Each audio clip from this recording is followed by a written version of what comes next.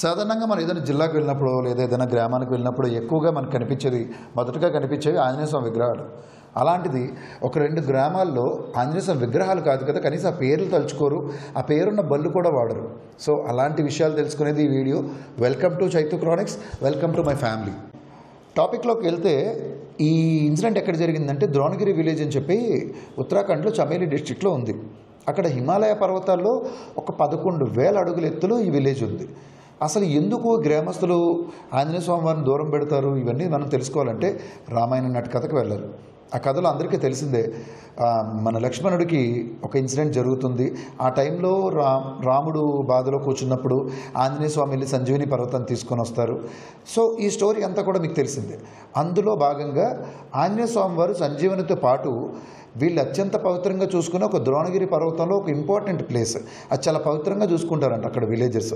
So దాన్ని కూడా ఆయన తీసుకొని వచ్చేసారు సంజీవనితో పాటు అని చెప్పి ఇప్పటికీ కూడా విలేజెస్ బలంగా నమ్ముతారు.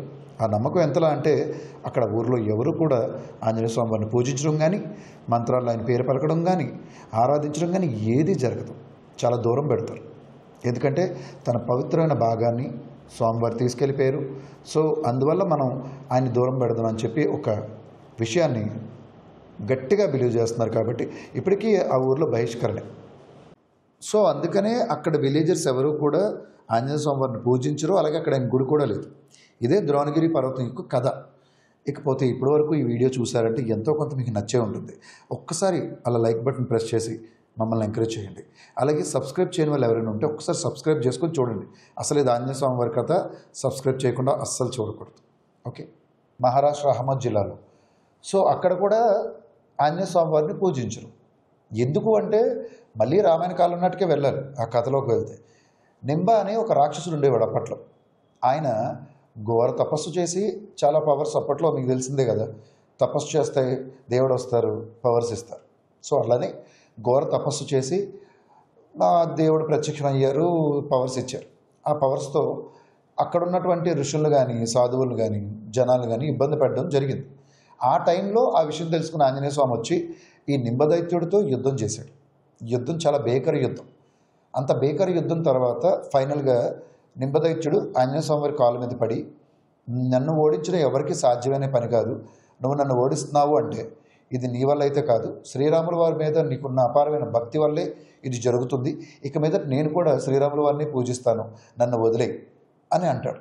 ఆ టైంలో శ్రీరాముల వారు అక్కడ ప్రత్యక్షమై ఆంజనేయ స్వామి వారిని ఆపి, ఆయన తన తప్పు తెలుసుకున్నాడు, పశ్చాత్తాపడుతున్నాడు, కాబట్టి తనని ఇంక చంపొద్దు, ఇక మీదట తను కూడా నా భక్తుడే, నా భక్తుడుగా ఇక్కడ ప్రజలతో ఆయన పూజింపబడతాడు అని చెప్పి ఒక వరాన్ని ఇస్తాడు అనమాట.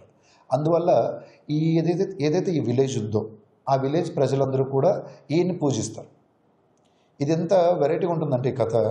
సాధారణంగా భారతదేశం మొత్తం మన దేశ రక్షకుడిగా ఆంజనేయ స్వామిని చూస్తే, ఈ విలేజర్స్ మాత్రం ఆ విలేజ్ రక్షకుడిగా ఈ నింబదైత్యుని చూస్తారు. ఆయన పండగ కూడా చేస్తారు. సో అందుకే అక్కడ ప్రజలు చాలా అంటే చాలా సీరియస్గా తీసుకుంటారు ఈ విషయాన్ని. అది ఎలా అంటే ఈవెన్ అక్కడ మారుతి అనే పేరున్న వెహికల్స్ కూడా వాడరు. అక్కడ ఆయన పూజించడం కానీ, ఆయన పేరు ఎవరికైనా పెట్టడం కానీ ఏది ఉండదు. అక్కడ నింబదైత్యుడే ఆ విలేజ్లో ఉన్న గాడ్ అనమాట. ప్రధానాలి ఉంటుంది అక్కడ నింబదైత్యుడికి. కాబట్టి ఆ ఒక పర్టికులర్ సెకండ్ రీజన్ ఈ స్టోరీ. అక్కడ రాముల వారు ఇచ్చిన వరం ప్రకారం నింబదైత్యుడికి మాత్రమే పూజలు చేయడం వల్ల ఆంజనేయ స్వామిని ప్రత్యేకతగా భావిస్తారు. సో అందువల్ల ఆ విలేజెస్ ఎవరు కూడా అక్కడ విలేజ్లో ఆయన టెంపుల్ కానీ పూజించడం కానీ ఏమీ ఉండవు. అలానే నింబదైత్యుడిని పూజిస్తారు, ఈయన్ని దూరం పెడతారు. సో ఇవే మెయిన్ స్టోరీస్ రెండు కూడా. సో ఇవే ఆంజనేయ స్వామి వారికి సంబంధించిన ఆ 2 విలేజెస్ స్టోరీ అయితే ఇవే. ఒకటేమో పర్వతం పట్టుకెళ్ళిపోయాడని చెప్పి, ఒకటేమో ఓడించాడని చెప్పి. ప్రజలు ఇలా ఉంటారు, మనం ఏం చేయలేము ఇలాంటివి. సో ఇలాంటి కథలు అంటే ఇలాంటి ఒక ఇంట్రెస్టింగ్ టాపిక్స్ ఇంకా చాలానే ఉన్నాయి, మీకు చాలానే చెప్పబోతున్నాను కూడా.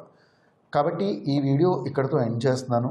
ఇంకా ఇంట్రెస్టింగ్ వీడియోస్ కావాలి, ఇంకా ఇంట్రెస్టింగ్ వీడియోస్ చూడాలి అనుకుంటే దయచేసి మా ఛానల్ సబ్స్క్రైబ్ చేయండి, మా వీడియోస్ లైక్ చేయండి. ఇంకా మీరు ఏమైతే తెలుసుకోవాలనుకుంటున్నారో కామెంట్ చేయండి. ఆ స్టోరీస్ అవి ఇంకా హర్రర్ స్టోరీస్ కొంతమంది అడిగారు, హర్రర్ స్టోరీస్ మీద కూడా వర్క్ చేస్తున్నాము. వెరీ సూన్ అవి మీ ముందు ఉంటాయి. అలాగే ఇంకా బెటర్ కంటెంట్ చాలా రాబోతుంది. మీరు ఒకసారి మా ఇన్స్టాగ్రామ్ పేజెస్ కూడా ఫాలో అవ్వండి, అక్కడ వీడియోస్ కూడా లైక్ చేయండి. అండ్ ఇక్కడ కూడా మీ లైక్ అండ్ సపోర్ట్ మాకు అందజేయండి. ఇప్పుడు మీరు లైక్ చేస్తేనే వీడియో నచ్చిందని చెప్పి ఇంకా ఇలాంటి ఇంట్రెస్టింగ్ వీడియోస్ ఇంకా మీ ముందుకి చాలానే తీసుకొస్తాం. So thank you so much ఇప్పటివరకు వీడియో చూసినందుకు. అండ్ నెక్స్ట్ వీడియోలో కలుద్దాం. See you. బాయ్.